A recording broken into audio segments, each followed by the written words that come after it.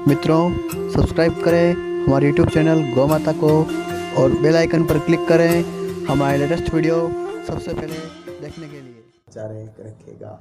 दूध की लाज तभी रह सकती है जब माँ पलने में ही अपने बच्चे को कुछ सिखाए, लेकिन उसके लिए माताओं के हृदय में भी गौभक्ति होनी चाहिए। याद रखना, माँ अगर गौभक्त है तो संतान भी महान गौभक्त हो सकती है। एक छोटा सा उदाहरण है सज्जनों, जब उदय सिंह जी को ये लगा कि मेरे पीछे संतान अच्छी होनी जरूरी नहीं तो ये मेवाड़ का राज मुगलों के हाथ में चला जाएगा, तो अच्छी संतान पाने के लिए रानियां तो पहले थी, एक से एक बढ़िया रजवाड़े की, बड़े बड़े राजघराने की थी, लेकिन उम्मीद नहीं थी उनको कि इनकी कौख से कोई महान संतान हो सकती है, क्योंकि उन्होंने देखा कि उनके जीवन में गौ भक्ति नहीं थी। उन रानियों के जीवन में महाराणा उदय सिंह चिंतित रहते थे इस बात को। एक दिन वो उदयपुर से मावली की तरफ जा रहे थे कि रास्ते में देवारी करके गांव आता है, वहां पर साज का समय था। एक राजपूत कन्या, कपड़ों से पता चल जाता था, पूछने की आवश्यकता ही नहीं पड़ती थी, पहले वस्त्र विन्यास बता देता था कि कौन किस समाज से है। तो एक राजपूत कन्या थी, वो राजपूत कन्या सिर पर लकड़ी का गट्ठर था और जंगल से आ रही थी और 3 बछड़ों को पकड़ के बड़े प्रेम से ले जा रही थी। शक्ति उसमें कम नहीं थी, वो बछड़े आगे दौड़ जाते तो तीनों को एक साथ नियंत्रित कर लेती। उदय सिंह जी समझ गए रे कि जो क्षत्राणी 3 गाय माताओं के बछड़ों को आसानी से प्रेम पूर्वक अपने साथ ले जा सकती है, वो ऐसे ही उत्तम संतान को भी जन्म दे सकती है। उसके पिता का पता करके, वो गरीब परिवार से थी, लेकिन उससे विवाह कर लिया और विवाह किया मेरे भाई बहनों, तो परिणाम क्या हुआ? उन्हीं की कोख से महाराणा प्रताप का जन्म हुआ। आज हम याद तो खूब करते हैं, लेकिन उनके बारे में जानने की कोशिश नहीं करते।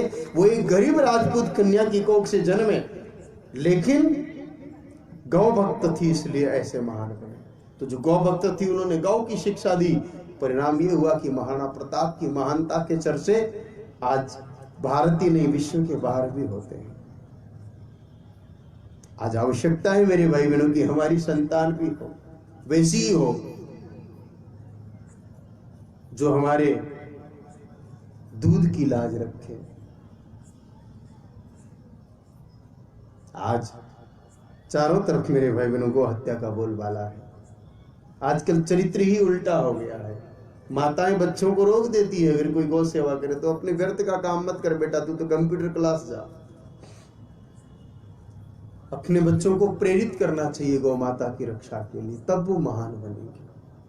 कहते हैं मेरे भाई बहनों, उस देवी के कोख से जन्मे महाराणा प्रताप की गौभक्ति इतनी रही कि एक बार महाराणा प्रताप गोगुंदा के जंगलों से सेमटाल के पास होकर के गुजर रहे थे।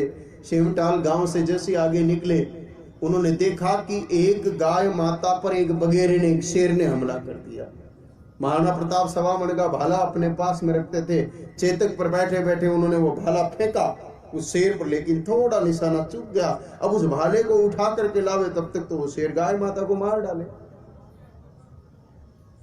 महाराणा ने आओ देखा ना ताव, छोटी सी कटारी ही बची थी, तलवार उस दिन थी नहीं, भाला ही था और एक कटार थी।